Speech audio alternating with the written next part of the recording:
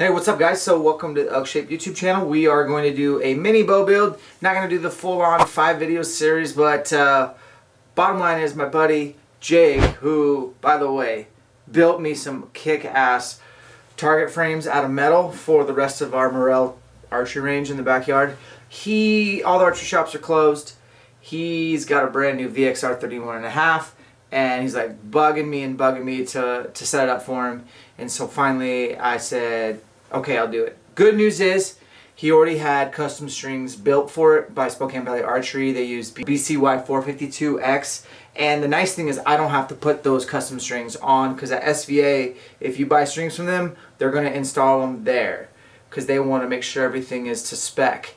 And honestly, putting strings on is not hard, but it takes me a long time because I don't want to screw anything up. So I film everything, pop the bearings out, get the cams off, put everything in, your cables and string. One thing that that you guys on YouTube seem to point out is that I over tightened the Allen, the bolt in the bearing. So don't tighten those too tight when you get your strings on your cams and put the bearing back in. And so right now we're gonna go ahead and slap a rest on, shoot through paper. I'm gonna start out by getting that rest as close as 13th, 16th, 15, 16, somewhere in that range, off the shelf, off the riser, through the burger button. And once we're done with that, we're gonna go shoot through paper and we're gonna do bare shafts. And he's not gonna torque that bow at all. He's gonna give me some bullet holes. Once we get that set up, we'll kind of go and work on first, second, third axis, stuff like that. So we're gonna get a D loop on there. We're gonna get a peep, all that kind of stuff. So let's get to work.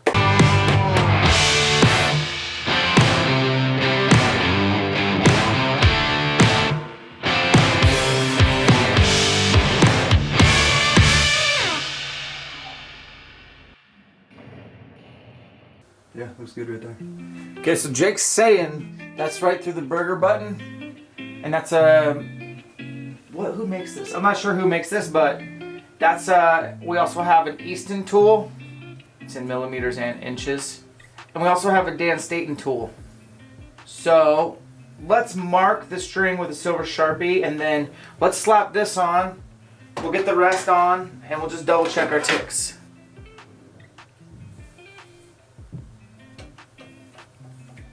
Alright, so that's exciting. You can pop that off. Let's slap the, did you get a hybrid Hunter Pro or a Trinity? It's a Trinity. Ooh, let's slap on the Trinity. Yeah, dude, dropping stuff, that's one thing that I was so impressed with, is how I could drop tools. Butterfingers.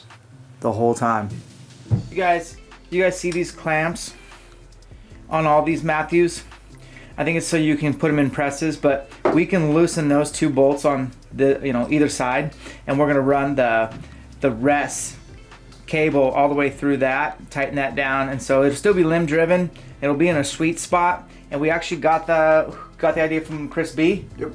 Chris B. And if you don't follow Chris B, he's got a really cool channel. I don't know him personally. I've definitely met him. Nice kid, but does a bang up job on YouTube. So we're gonna steal your idea, Chris B. What up? All right. Okay, so we didn't completely tighten this yet, but what we did do is we cracked this set screw and this set screw, and we lowered the rest down to match mine, and we moved the rest over to match mine, cheating to get, because mine's shooting bullets. We're gonna see if we can get this thing as close as possible. And then now, just to make sure everything kind of is level, we're gonna use that leveling tool. Jake's gonna find a good spot to put that on there. We got string levels on both planes. We're level this way and this way, so we just want to make sure that the level is dialed as well. So find a good spot on there.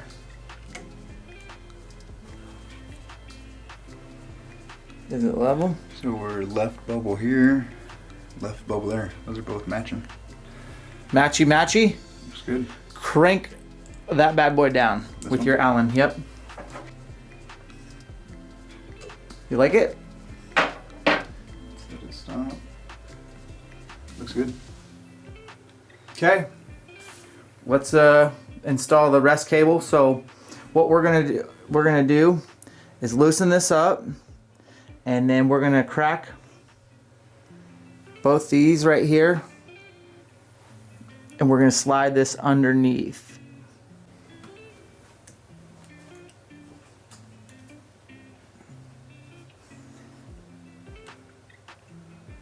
So go ahead and pull that down and make sure it's seated. That's seated completely flat with that much tension.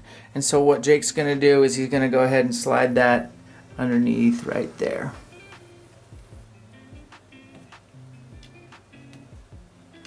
And we're through.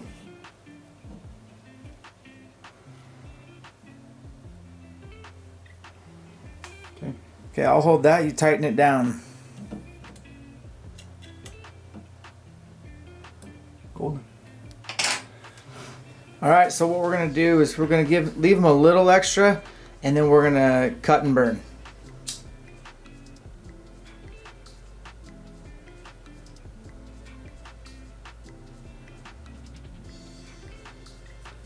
Good. Cool. So we have our mark from the silver Sharpie. We can do our soft knots, and then we can put your D-loop in. And once that's in, we can go ahead and start shooting through paper. And then we're gonna tie soft knots. And then I'm trying to remember, but I think, do you want soft knots on both sides, or do you just? Yeah. Because a lot of times guys will just do a soft knot on the bottom. Yep. Because when you pull back, that pressure will make sure that it's, you know, not putting any downward pressure. If Right. anything, you want upward pressure. But we'll do soft knots on both, and I'll get it pretty close. And soft knots are super easy to do. We have choices of knock-on green or black. Which do you prefer? Let's just run black. Okay. If you're wondering why my hands are all black, it's because I was doing honeydews and painting them stuff for my wife. So she'll let me go hunting. No joke. Here, you get yours, and I'll do your first one down here.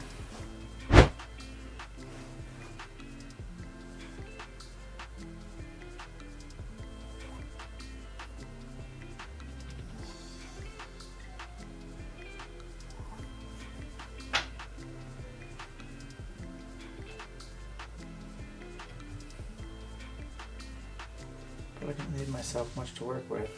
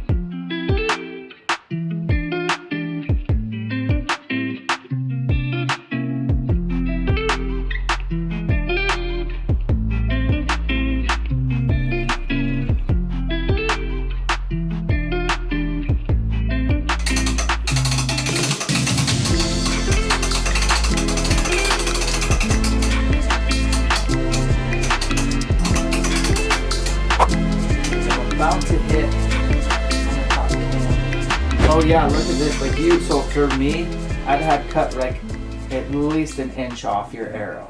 Yeah. That's gonna get you more front of center quite a bit. Yep. And then, are you running 75 grains up front? Yep.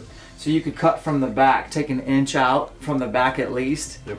Square it off, put your knockback in, and then you just bumped up your front of center even more, and you made your arrow stiffer, and you lightened your arrow. It's a win-win.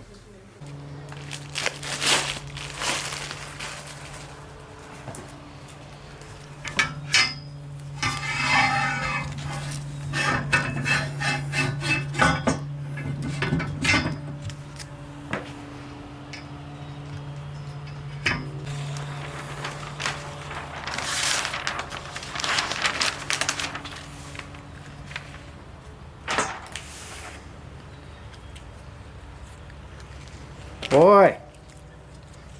All right, go grab a target and we'll throw it behind here and we'll shoot right here.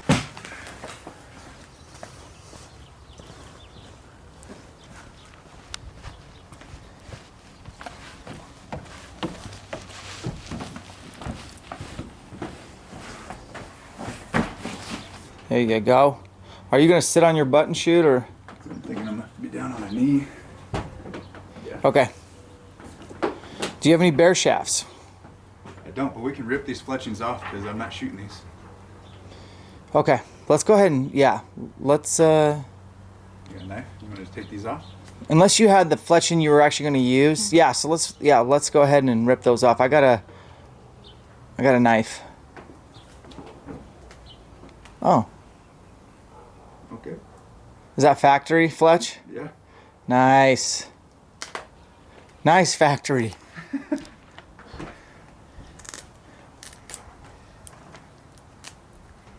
Yeah, we don't even, yeah. I'm not using those.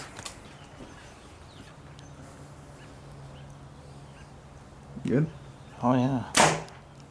Oh, we have to make an adjustment. At an angle. So what do we need to do to the rest to fix that from going it? So point knock. So if we move the rest to the left, it should go straight bullet hole. So go ahead and make a tiny adjustment to the left. You want to push it further left? Yeah, your rest needs to move to the left. Let's go. That's one tick. Let's go one more. See what that does.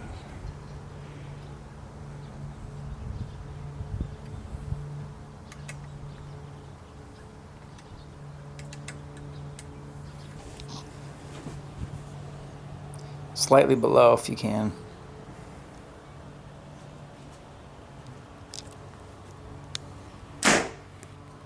Dun dun dun dun dun dun dun dun dun dun. Hey, that's good. I mean, obviously, I think you'll make, like, so your timing is on. That's what I screwed up last time. Yep. Was my timing was not on, and I tried paper tuning. So, and the other thing I did was I over torqued these when I put my new strings on. I had to take the bearings out. Don't over torque those. Make sure that your timing's good. You can check these little cheater holes on the cams. The last thing I want to do today is I want to measure your axle to axle. I want to measure your brace height. Yep. I want to write those down. Okay. And then I want to use the HS3 from Last Chance Archery and see what your poundage is and what your hold weight is. Nice. And we can write all that down for you today. Go ahead. Did you reset it? I didn't touch it. 76.4, 14.0. So 76.4 pounds. And what's your holding? 14.0. 14.0. Let's write that down. 31 3/4.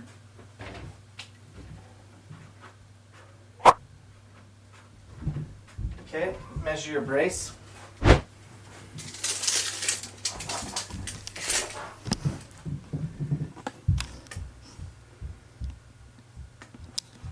Six inches. Alright guys, we're gonna finish up Jake's bow build today. So he's got himself a Fast Eddie XL dovetail. We don't want no dovetail. Well, we can adjust it all the way out, but I'm gonna take this knob out because he's gonna run a quiver.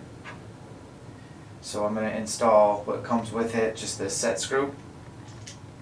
And so imagine Jake's gonna want to run it pretty far out, so if he wants to change it, he can do that when we sight in. So this will be our starting point. I'm going to go ahead and just get it bolted on, and then I'm going to go grab a 4-foot level, make sure that this riser is level. I'll slap my string level on too. We can compare and contrast those. And I don't think there's much of a first axis adjustment as far as the rails go, but there is a second adjustment, the second axis adjustment. You have this guy right here. Before you crack that, you have a set screw on the left and the set screw on the right as you're facing the sight. So you'll loosen those, and then you'll crack this second adjustment, and then you'll check your bubble, and then you have to tighten or loosen one side or the other on these set screws till it's level, tighten it, and then double check. It's not the best second axis adjustment I've ever seen, but it's still good. We're going to mess with that.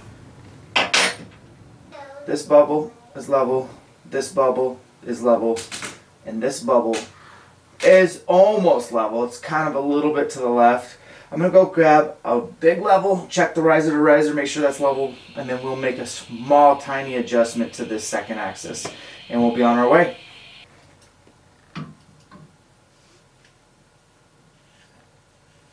The bubble is in the middle, and the bubble is not in the middle. The bubble is to the right.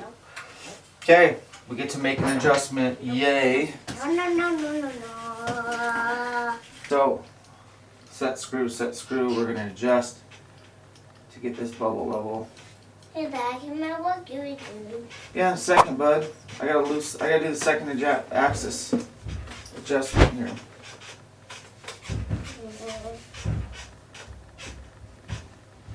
Correct?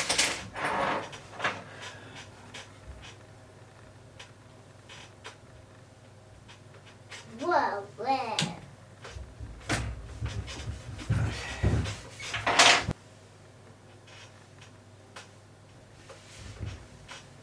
I can see the bubble moving towards the middle as I tighten. Me?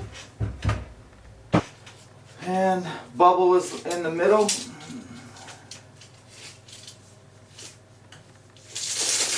Hey. Bubble's in the middle. We're going to check with the level.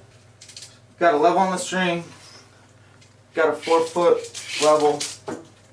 Well, that is... That's looking good, bud. Okay, I don't know if this is right, but I just slapped a level on the face of this to make sure it's level with the bow. And we just did the second adjustment, and I am just tightening up right now.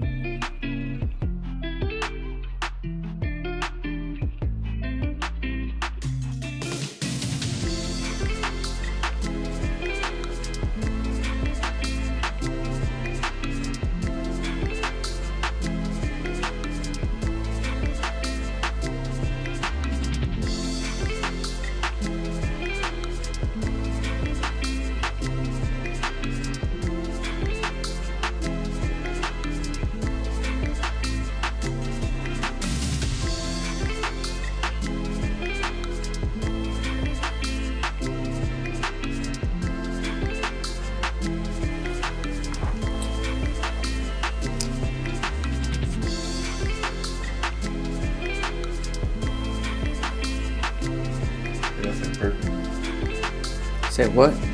Perfect. Alright guys, so Jake's stoked about his build. He's going to use the spot hog. This comes with it. It's 20. So you get your 20-yard tape, and then he'll just get 20 dialed, and then he'll slide out till you hit your 60. Yep. And make sure it's like perfectly 60. Yep. Like bullseyes at 60, or a nice tight group at 60. And then use a magnifying glass.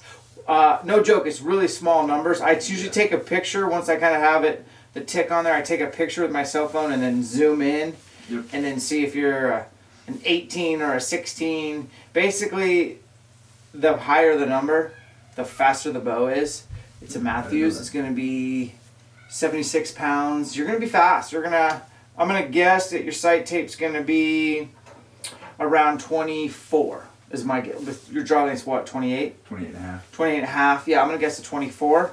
Just to... These guys are going to be And you gotta 550. Yeah, so he's taking 2 inches off of his arrows because we marked, and so that's gonna make it stiffer. Yeah. That's gonna increase your front of center. That's all that good stuff. So he's got this, and then you got your book of tapes, and like I said, I'm gonna guess 24 is gonna be your number, but it could be higher. Okay, We'll see. See where we're at. Good luck, buddy. Congrats on the bow. Thanks, man. It's awesome.